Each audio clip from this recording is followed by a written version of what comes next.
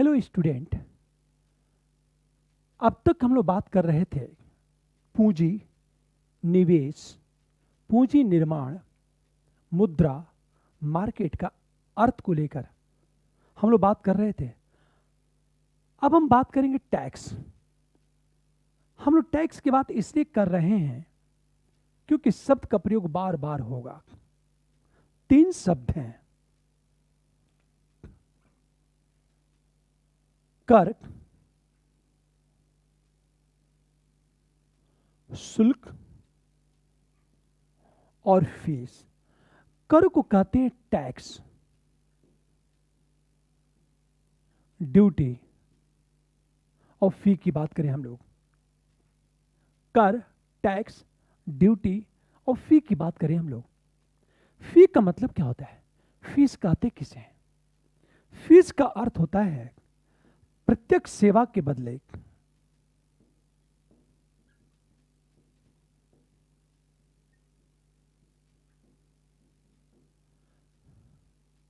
ली जाने वाली राशि।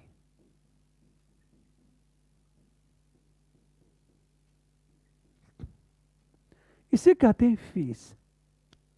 प्रत्यक्ष सेवा के बदले ले जाने वाली जो फीस राशि है उसे फीस कहते हैं। जैसे ट्यूशन फीस, डॉक्टर की फीस, वकील की फीस। आप ट्रेन में यात्रा करते हैं तो बदले में ट्रेन का किराया देना पड़ता है क्योंकि ट्रेन आपको अपनी सेवा देता है, प्रत्यक्ष। तो प्रत्यक्ष सेवा के बदले ली जाने वाली जो राशि है उसे कहा जाता है फीस। ड्यूटी क्या होता है? शुल्क, मतलब अप्रत्यक्ष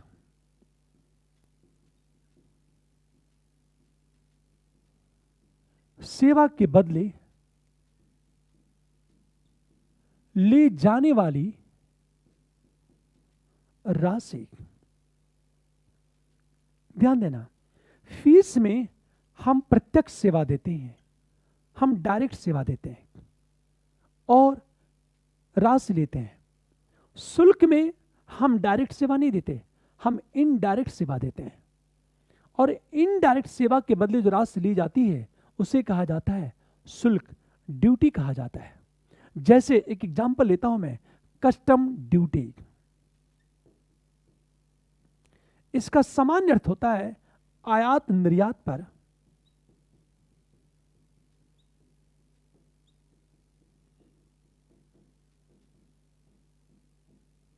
लगने वाला शुल्क, एक्साइज ड्यूटी।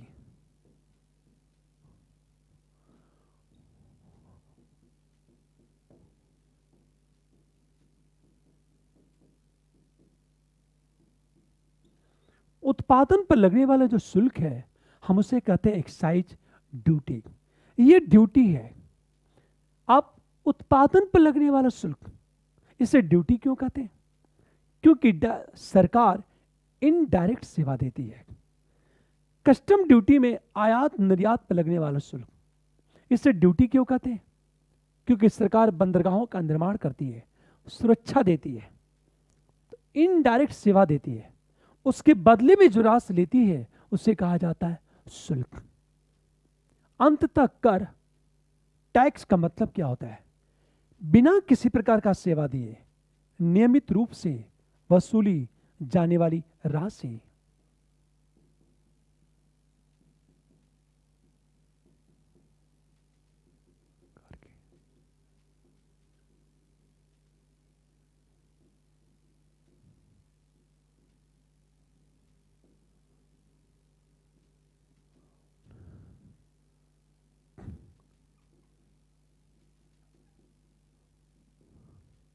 इसे कहते हैं टैक्स।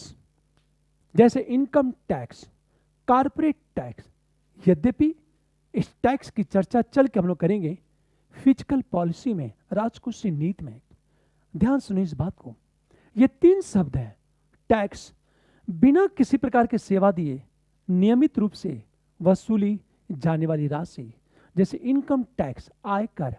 कॉर्पोरेट टैक्स, निगम कर। ड्यूटी क्या है? अप्रत्यक्ष सेवा के बदले ली जाने वाली राशि, इनडायरेक्ट। और फीस क्या है? प्रत्यक्ष सेवा के बदले ली जाने वाली राशि।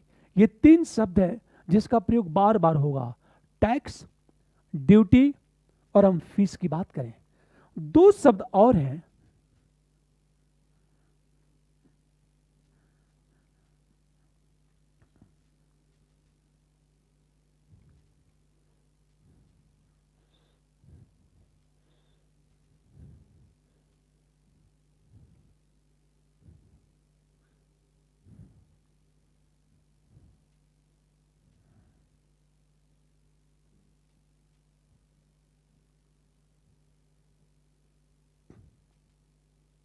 दो शब्द और हैं जिसका प्रयोग बार बार होता है। जैसे मैंने कहा, कर को कहते हैं टैक्स,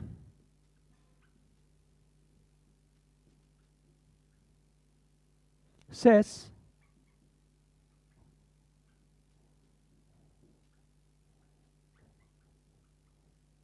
इसे कहते हैं सरचार्ज।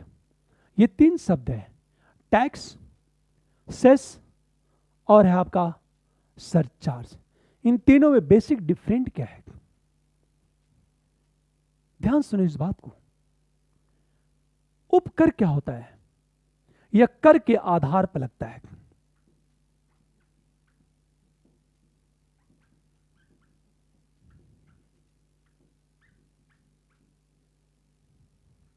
और जो अधिभार है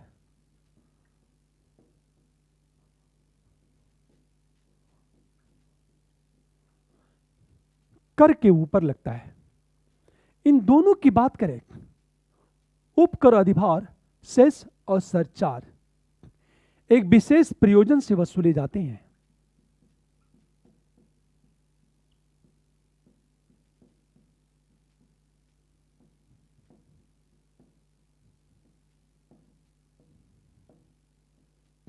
ये जो टैक्स है यह नियमित रूप से वसूला जाता है। सेस और सरचार्ज की बात करें, एक विशेष पर्पज, जैसे सरकार ने एक योजना बनाई कि मुझे हाईवे का निर्माण करना है और उस पर 1 लाख करोड़ रुपए खर्च होगा, तो सरकार क्या करेगी? 1 लाख करोड़ रुपए जुटाने के लिए या तो सेस लगाएगी या तो सरचार्ज लगा देगी। और जिस दिन 1 लाख करोड़ रुपया जुट गया उस दिन ये दोनों समाप्त हो जाएंगे। अब डिपेंड करता है किस सरकार पर, कि सरकार ये लगाती कि ये लगाती है। इसका मतलब यह है ये उपकर अधिभार दोनों एक विशेष पर्पज से वसूले जाते हैं, एक विशेष प्रयोजन की पूर्ति के लिए वसूले जाते हैं। पर्पज की पूरा होते ही यह समाप्त हो जाता है, जबकि टैक्स नियमित रूप से वसूला जाता है। अब प्रश्न ये उठा, दोनों में बेसिक डिफरेंट क्या है? उपकर और अधिभार में क्या अंतर है? तो ध्यान देना, ये जो उपकर है ये कर के आधार पर लगता है, ये टैक्स बेस पर लगता है। और ये जो अधिभार है कर के ऊपर लगता है।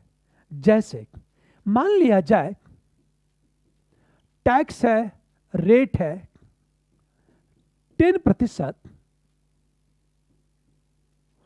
उपकर है 2% और अधिभार है 2%। मान लो किसी व्यक्ति की इनकम 1 लाख रुपए है, यदि गवर्नमेंट टैक्स लगाएगी तो 1 लाख रुपए का 10% कितना हो गया? 10,000 रुपए हो गया। यदि टैक्स रेट 10% है तो 1 लाख रुपए का 10% हो गया 10,000 रुपया। यह टैक्स।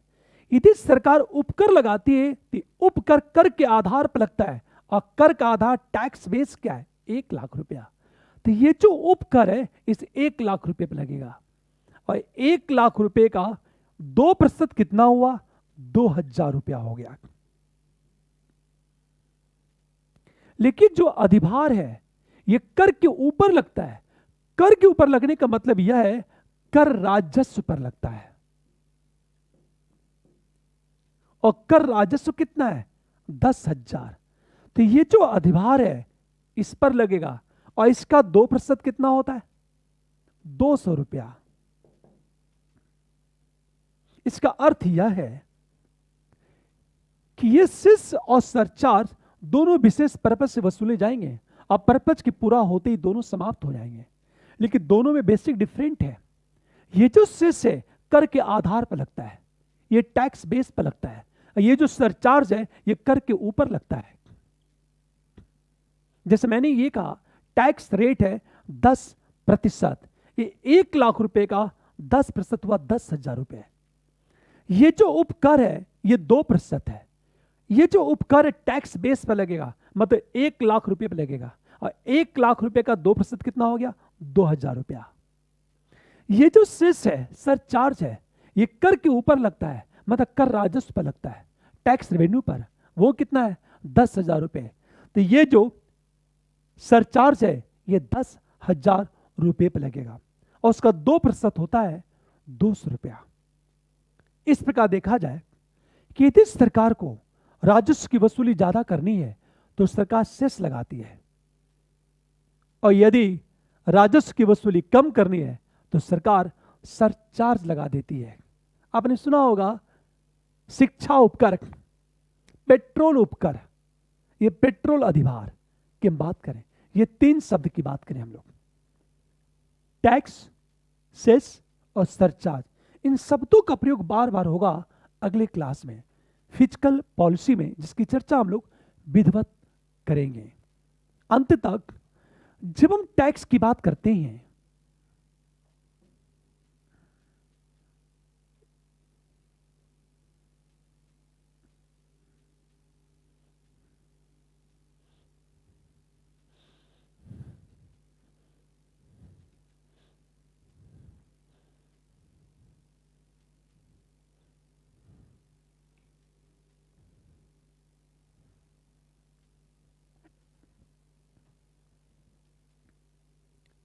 अब प्रश्न ये टैक्स सिस्टम क्या है? इन शब्दों का प्रयोग भी बार बार होगा। टैक्स,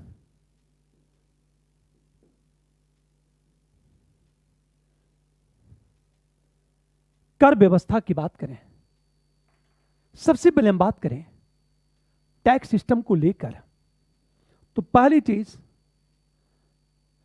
प्रगतिशील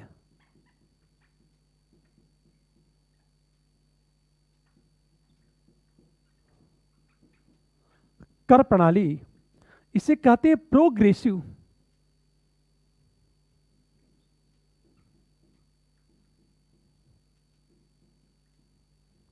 हम टैक्स सिस्टम की बात करें, इसका अर्थ क्या है?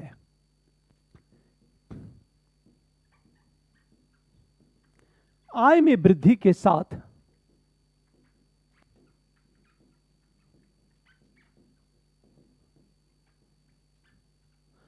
कर की दर में वृद्धि होती जाती है। जैसे जैसे इनकम में वृद्धि होती है टैक्स रेट बढ़ता चला जाता है।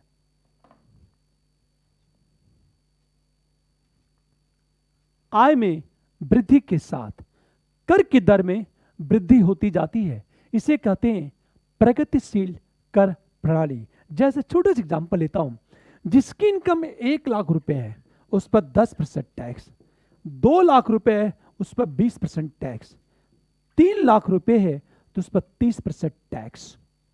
मतलब आपकी इनकम बढ़ रही है तो कर की दर में वृद्धि होती जा रही है। इसको इस तरह समझो आप,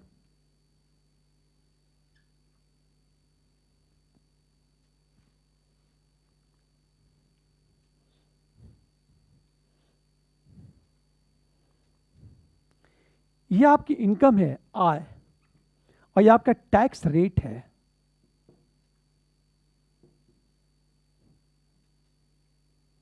वन, टू, 3, 4, 10%, 20%, 30% और 40%, ये ग्राफ चलता है। 1 लाख पर 10%, 2 लाख पर 20%, 3 लाख पर 30%, 4 लाख पर 40%। इसका अर्थ यह है कि जैसे जैसे आपकी इनकम बढ़ रही है टैक्स रेट बढ़ता चला जा रहा है। अब क्या होगा? स्वाभाविक है, जब इनकम बढ़ेगी तो कर के दर में वृद्धि होगी। कर की दर में यदि वृद्धि होगी तो जिसकी इनकम ज्यादा होगी उस पर टैक्स ज्यादा लगेगा, जिसकी इनकम कम होगी उस पर टैक्स कम लगेगा।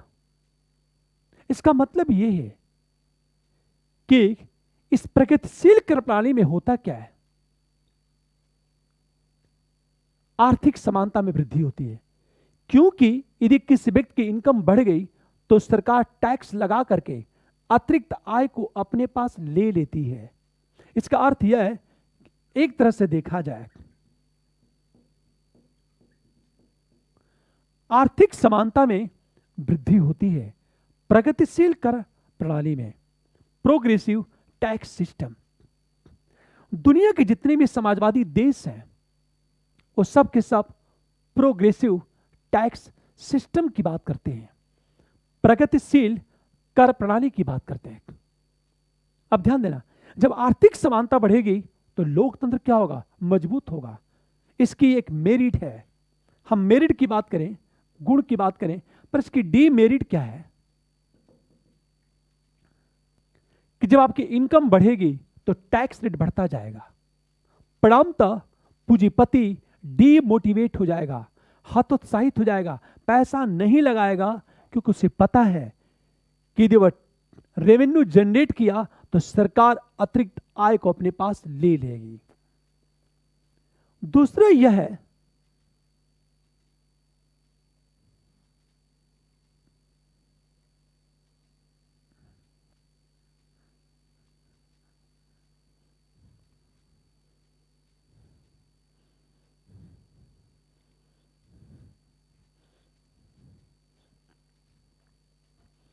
प्रतिगामी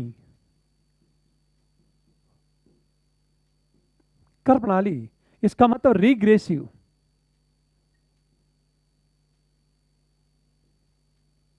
टैक्स सिस्टम की बात करें, इसमें होता क्या है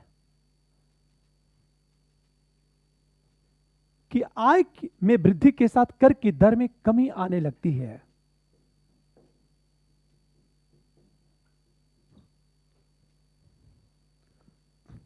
इसे कहते हैं प्रतिगामी, रिग्रेसिव टैक्स सिस्टम।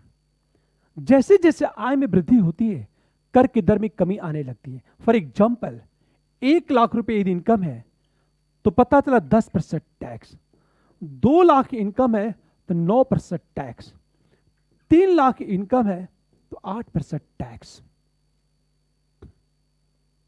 की बात करें। इसको हम ग्राफ से समझते हैं।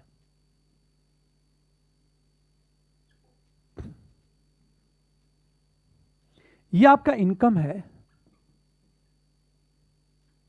और यह टैक्स रेट है। 1 लाख, लाख में 2 लाख, 3 लाख, 4 लाख, 10, 20, 30, हम 40 की बात करें। इस ग्राफ में देखो, आपकी इनकम 1 लाख है, जैसे जैसे इनकम बढ़ती चली जाएगी टैक्स रेट कम होता चला जाएगा। आपकी इनकम 1 लाख है तो 40% टैक्स, इनकम 2 लाख है तो 30% टैक्स, इनकम 3 लाख है तो 20% टैक्स, इनकम 4 लाख है तो 10% टैक्स। इसका मतलब है आपकी इनकम बढ़ती चलेगी, टैक्स रेट कम होता चला गया। इसे कहते हैं रिग्रेसिव टैक्स सिस्टम। मतलब इनकम में वृद्धि के साथ कर की दर में कमी आने लगे। अब सोचो इसके मेरिट क्या है और इसकी डीमेरिट क्या है।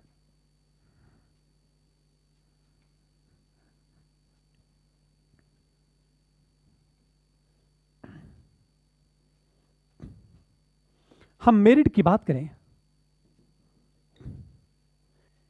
मेरिट तो यह है कि जब इनकम में वृद्धि होगी तो टैक्स रेट गिरता चला जाएगा, तो पूंजीपति क्या करेगा? उत्साहित होगा पूंजी निवेश करने के लिए।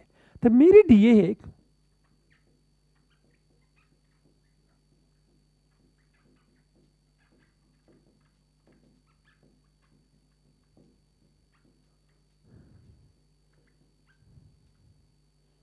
पूंजीपति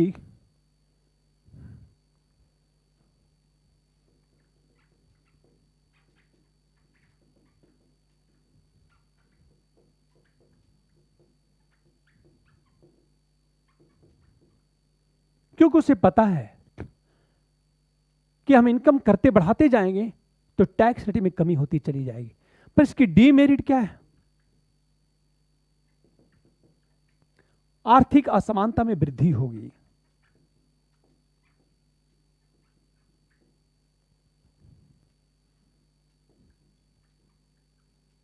अब एक चीज सोचो, दुनिया के जितने भी पूंजीवादी देश हैं जिनका उद्देश्य है लाभ कमाना, वह देश प्रतिगामी कर प्रणाली, रिग्रेसिव टैक्स सिस्टम को अपनाने की वकालत करते हैं।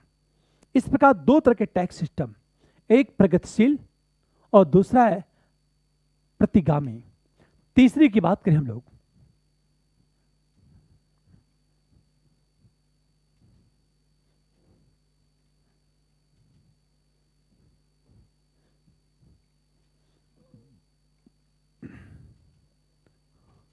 आनुपातिक।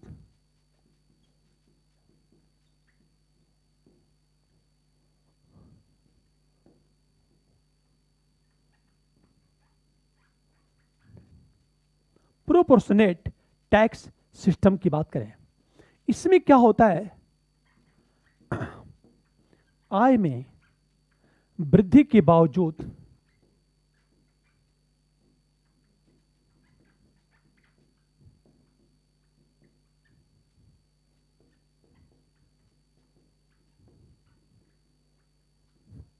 कर की दर में वृद्धि नहीं होती है। जैसे छोटे से एग्जांपल लेता हूं, किसी की इनकम 1 लाख रुपए है तो भी 10%, 2 लाख है तो भी 10%, 3 लाख है तो भी 10%। मतलब इनकम बढ़ने के बावजूद कर की दर में किसी तरह की कोई वृद्धि न हो तो उसे कहते हैं प्रोपोर्शनेट, आनुपातिक कर प्रणाली। इसको इस तरह देखा जाए, ये इनकम है, ये टैक्स रेट है, 1 लाख पर भी 20%, 2 लाख पर भी 20%, 3 लाख पर भी 20% और 4 लाख पर भी 20%। इसका अर्थ यह है कि इनकम बढ़ने के बावजूद कर की दर में किसी तरह की कोई वृद्धि नहीं हो रही है, आनुपातिक। अंत में देखा जाए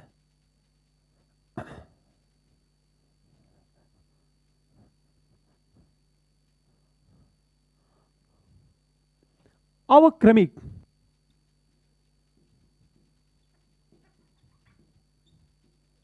इसे कहते हैं डिग्रेसिव।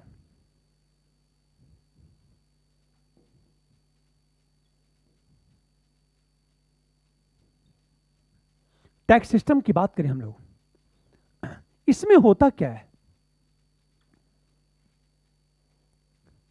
प्रारंभ में आय में वृद्धि के साथ कर की दर में वृद्धि होती है, उसके बाद कर की दर स्थिर हो जाती है। इसका मतलब है यह जो है प्रगतिशील प्लस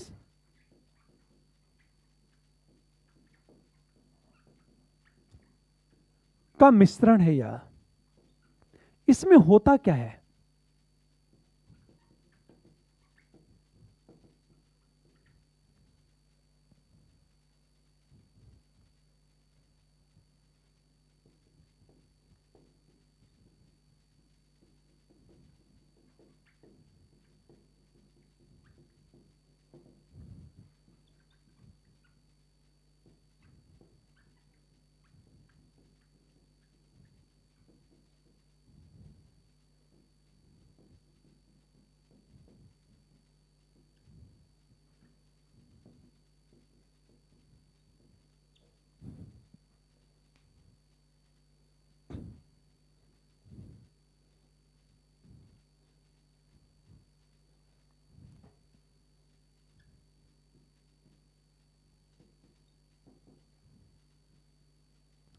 इस तरह समझो आप, डिग्रेसिव टैक्स सिस्टम यह प्रगतिशील और आनुपातिक दोनों का मिश्रण है।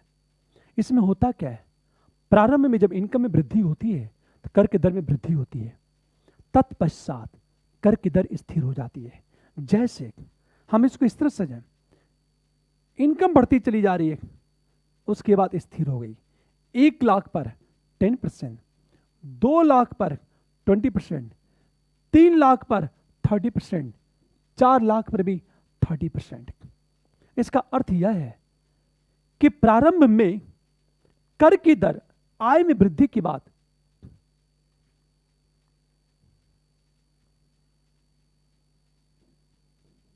वृद्धि के साथ कर की दर में वृद्धि होती चली जाती है। उसके बाद कर की दर स्थिर हो जाती है।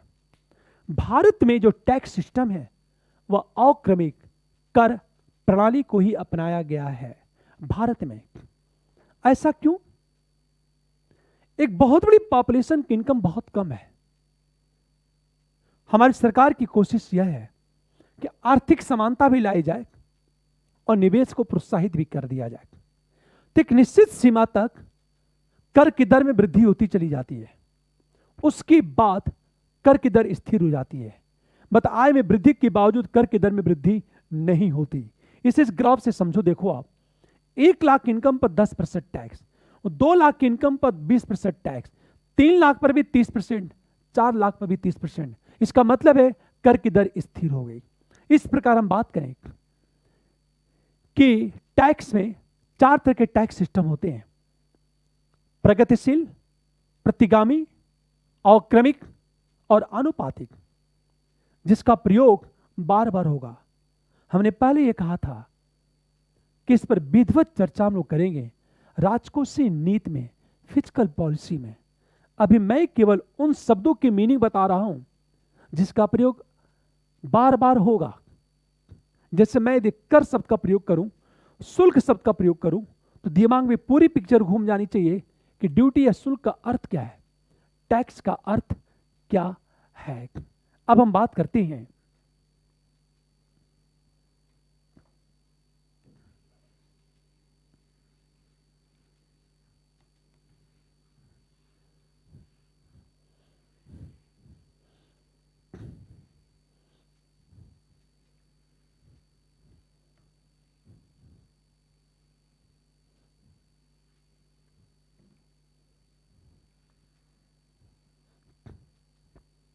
जैसे प्रश्न कैसे पूछे जाते हैं। मैंने ये कहा निम्न में से सत्य है। फर्स्ट, ध्यान देना इस बात को,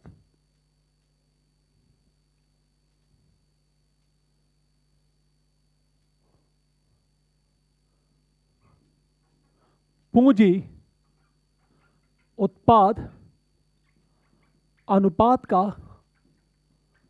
सदैव कम होना सदैव लाभदायक होता है। पहली चीज। दूसरी चीज बात करें,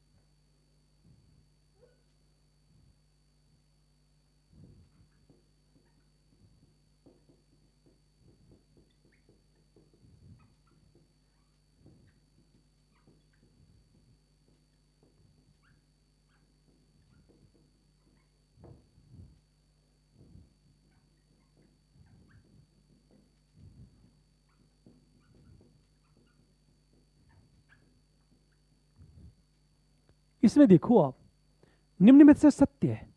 यह प्रश्न केवल बना पूंजी उत्पाद अनुपात से। पूंजी कैपिटल आउटपुट रेशियो का सदैव कम होना सदैव लाभदायक होता है। हम लोग पढ़ चुके हैं, कैपिटल आउटपुट रेशियो कम होगा तो अर्थव्यवस्था का विकास होगा, लेकिन सदैव लाभदायक नहीं होता, क्योंकि आधारभूत संरचना के विकास के लिए पूंजी उत्पाद अनुपात का अधिक होना जरूरी है। क्योंकि इंफ्रास्ट्रक्चर के विकास में और भारी उद्योगों के विकास में कैपिटल आउटपुट रेशियो ज्यादा होता है। इसका मतलब है बेशक सदैव लाभदायक होता है, यह बहुत अच्छी बात है, क्योंकि यह जितना कम होगा स्वाभाविक है। वस्तुएं सस्ती होंगी और सस्ती होंगी तो उन उत्पादों की डिमांड बढ़ जाएगी। इसका मतलब यह सेंटेंस तो सही है, लेकिन सदैव लाभदायक की बात करें, आप देखो बिल्कुल ये सही है, पर अर्थव्यवस्था के सभी क्षेत्रों के लिए जरूरी है, ऐसा नहीं हो सकता। दूसरी चीज, पूंजी उत्पाद अनुपात का सदैव कम होना अर्थव्यवस्था के विकास का सूचक है। अर्थव्यवस्था के विकास का सूचक है। सदैव कम होना अर्थव्यवस्था के विकास के लिए क्या जरूरी है? भारी उद्योगों का विकास। अब भारी उद्योगों का विकास किस पर निर्भर है? क्योंकि जब भारी उद्योगों का विकास होगा तो भारी उद्योग के विकास और आधारभूत संरचना के विकास के लिए कैपिटल आउटपुट रेशियो पूंजी उत्पाद अनुपात अधिक होता है। सदैव कम होना अर्थव्यवस्था के विकास का सूचक है, इसका मतलब सूचक नहीं है। कुछ ऐसे क्षेत्र हैं जहां पूंजी उत्पाद अनुपात बहुत ज्यादा होता है। मैंने कहा आधारभूत संरचना का विकास भारी उद्योगों के विकास में ठीक है, पर अन्य क्षेत्रों में इसका कम होना अर्थव्यवस्था के लिए अच्छी बात है। इसका अंदर सेंटेंस गलत हो गया।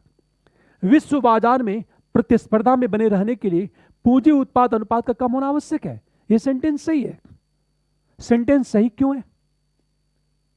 क्योंकि प्रतिस्पर्धा में वही देश टिक पाएगा जिसके उत्पाद सस्ते होंगे, और उत्पाद सस्ता तभी होगा जब लागत कम होगा, और लागत तभी कम होगा जब पूंजी उत्पाद अनुपात कम हो।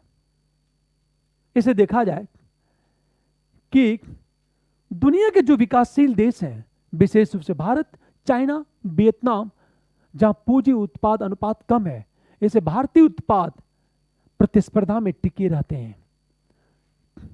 चौथी चीज, पूंजी निर्माण के लिए बचत, कम उपभोग एवं निवेश का होना आवश्यक है। हम लोग पढ़ चुके हैं, कैपिटल फॉर्मेशन के लिए 3 चीजें होनी चाहिए: बचत, पूंजी का गतिशीलन, निवेश। अब मैंने सब जोड़ा, कम उपभोग। भाई देखो, उपभोग कम होगा तभी तो बचत ज्यादा होगी। दुनिया के जो विकासशील देश है या जो गरीब देश है, एक तो वहां बचत कम है और उपभोग भी बहुत ज्यादा है, तो बचत जीरो हो जाती है, और जब बचत जीरो हो जाएगी तो निवेश भी कम हो जाएगा, तो पूंजी का निर्माण नहीं होगा। इसका मतलब है ये तीनों चीजें सही हैं तो ये सेंटेंस सही हो गया। इसके इन 4 सेंटेंसों में ये तो सही है ही, ये गलत हो गया, ये सही है और ये भी सही हो गया। दूसरी चीज देखो आप, केवल पूंजी उत्पाद अनुपात की बात करें हम लोग,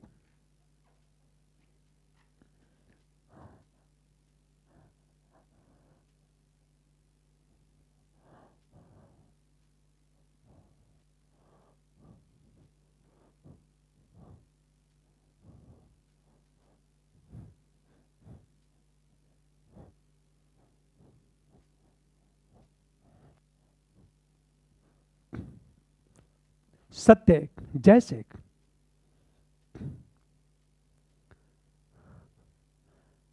हम बात करें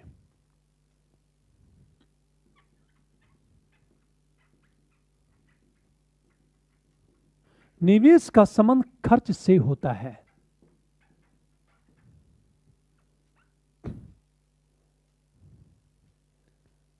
पहली चीज। दूसरी चीज,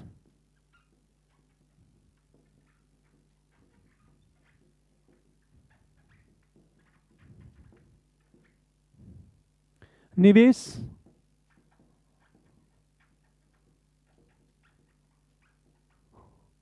प्राथमिक शर्त है। तीसरी चीज,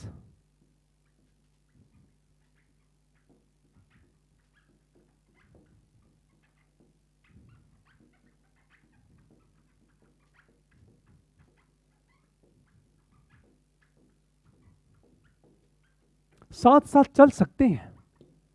चौथी बात,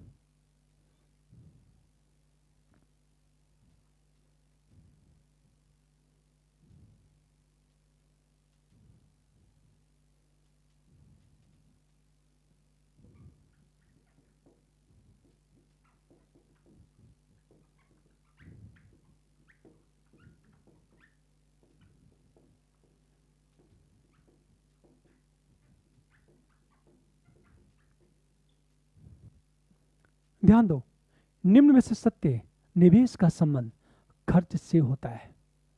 हम लोग पढ़ चुके हैं, निवेश और खर्च में अंतर होता है।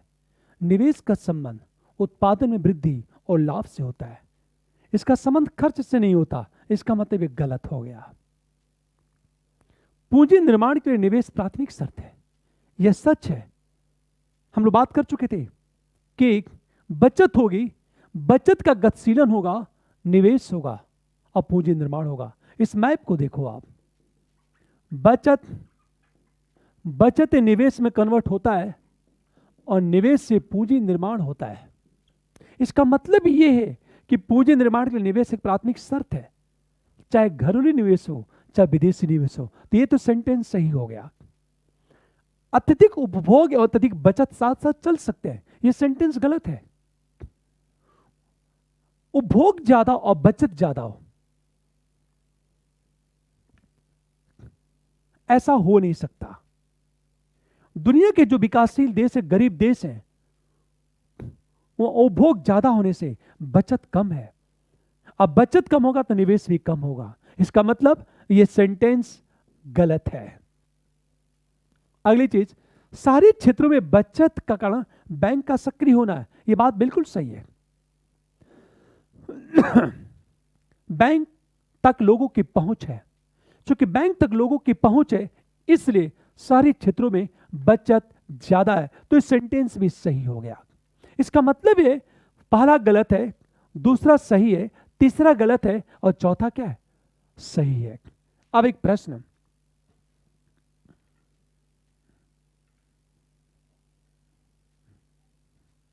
आपसे प्रश्न ऐसे ही पूछे जाएंगे यूपीएससी में, बहुत ही छोटी छोटी चीजें जहां हम गलतियां कर सकते हैं यूपीएससी में। मैंने क्या कहा आपसे, आप केवल टर्म्स को समझो, शब्द के अर्थ को समझ जाओ, प्रश्न कैसे बनेगी ये समझ जाओ, तो यूपीएससी के प्रश्न को सॉल्व करना सबसे आसान हो जाएगा।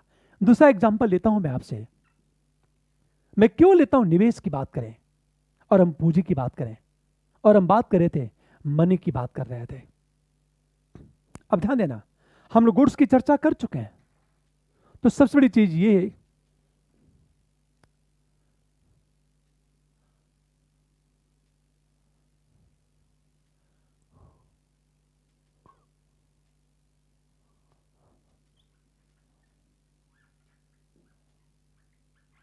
नॉर्मल गुड्स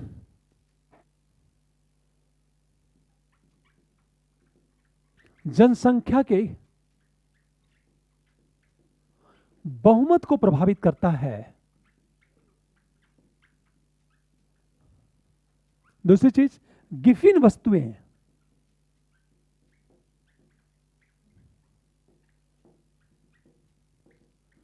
जनसंख्या के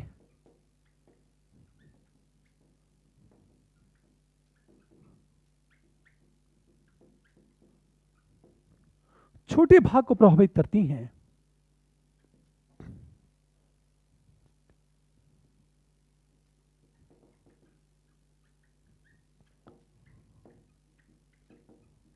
लोकतंत्र के लिए आवश्यक है।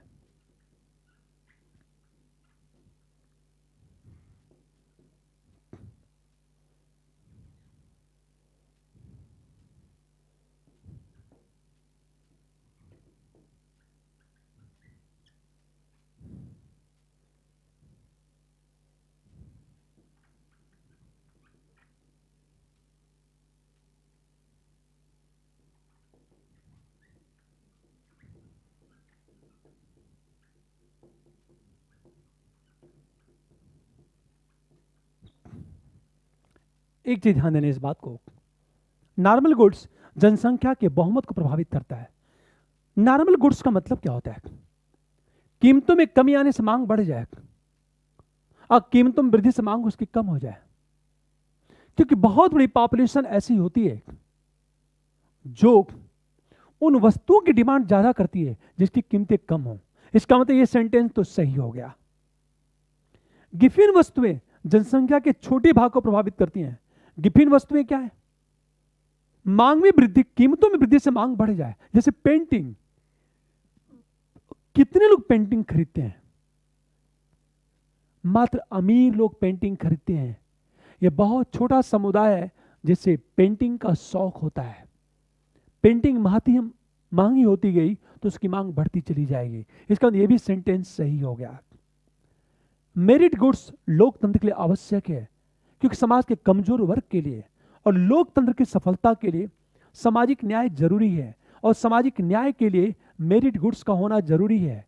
ऐसे प्रत्येक लोकतांत्रिक देश बजट को पास करते समय मेरिट गुड्स पर बहुत ज्यादा ध्यान देता है। यह भी सेंटेंस सही हो गया। पब्लिक गुड्स सरकार के वितरण की नैतिक जिम्मेदारी है। बिल्कुल, पब्लिक गुड्स क्या है? ऐसे गुड्स जिसे सरकार आम जनता को उपलब्ध कराती है बिना कुछ लिए, एक तरह से फ्री में सेवा देती है। तो ये भी सेंटेंस सही है। इसका मतलब ये चारों के चारों सेंटेंस सही हैं। दूसरा देखो आप,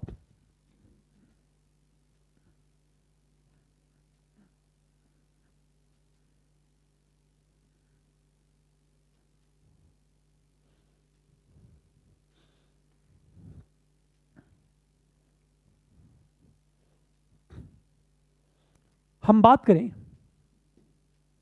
मुद्रा पर, तो सबसे बड़ी चीज ये है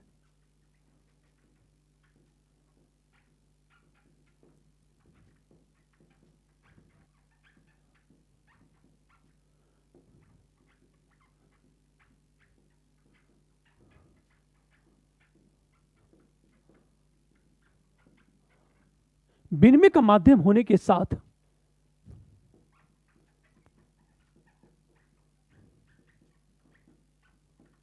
का होना आवश्यक। दूसरी चीज,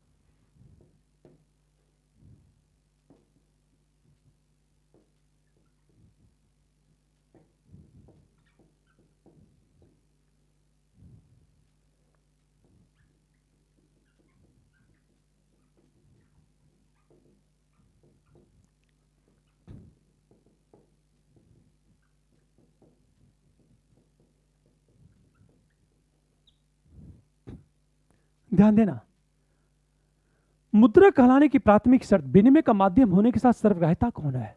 यह सेंटेंस बिल्कुल सही है। चीप मनी मंदी को दूर करने में सहायक होती है। यह भी सेंटेंस सही है। चीप मनी से बाजार में महंगाई बढ़ सकती है। महंगाई बढ़ सकती है, बढ़ती है अलग है, बढ़ सकती है। क्यों? जब सस्ती मुद्रा की बात की जाएगी और जब लोगों को सस्ते दर पर उधार मिलेगा तो स्वाभाविक है डिमांड बढ़ जाएगी, और डिमांड के सापेक्ष सप्लाई में वृद्धि नहीं हो पाई। जैसे मांग तो बढ़ गई और मांग के सापेक्ष आपूर्ति में वृद्धि नहीं हो पाई तो कीमतें महंगी हो जाएंगी। जैसे मान लेता हूं कमरे की किराया, ध्यान देना इस बात को, सभी को आसानी से उधार मिलना शुरू हो गया। सभी लोग दिल्ली आएंगे, किराए पर कमरा लेंगे, किराए पर कमरा, और दिल्ली में टोटल 100 कमरे उपलब्ध हैं। डिमांड करने वाले 200 लोग हैं। डिमांड ज्यादा है, कमरे की सप्लाई कम है, तो कमरे का किराया क्या हो जाएगा? बढ़ जाएगा। इसे कहते हैं डिमांड एंड सप्लाई। क्योंकि जब किसी वस्तु की डिमांड बढ़ती है और डिमांड के सापेक्ष सप्लाई में वृद्धि नहीं हो पाई तो वस्तुएं महंगी हो जाती हैं। अगला, डियर मनी का प्रयोग महंगाई को नियंत्रित करने के लिए किया जाता है। क्योंकि महंगाई क्यों बढ़ रही है? क्योंकि डिमांड ज्यादा है। डिमांड को कंट्रोल, डिमांड क्यों ज्यादा है? क्योंकि लोगों के पास पैसा आ रहा है। पैसा क्यों आ रहा है? क्योंकि सस्ते दर पर आसानी से लोगों को उधार मिल रहा है। इसको रोक दो, ब्याज दर बढ़ा दो, अतः डियर मनी की बात करो, शर्तें कठोर कर दो, तो लोगों को आसानी से सुधार नहीं मिलेगा। नहीं मिलेगा तो लोगों के पास पैसे नहीं होंगे। पैसे नहीं होंगे तो लोग डिमांड नहीं करेंगे, और डिमांड नहीं करेंगे तो महंगाई में वृद्धि नहीं होगी। मैं ये बताना चाहता हूं कि इस तरह के प्रश्न आपसे पूछे जा सकते हैं। इस प्रकार अब तक हम लोगों ने केवल शब्द की चर्चा की। कल अगले क्लास हम लोग सीधे आएंगे टॉपिक पर। मेरा पहला टॉपिक होगा पॉपुलेशन। उसके बाद बात करेंगे नेशनल इनकम की बात करेंगे। उसके बाद हम बात करेंगे बैंक, राजकोषीय नीति, शेयर मार्केट की बात हम लोग करते चले जाएंगे। Thank you.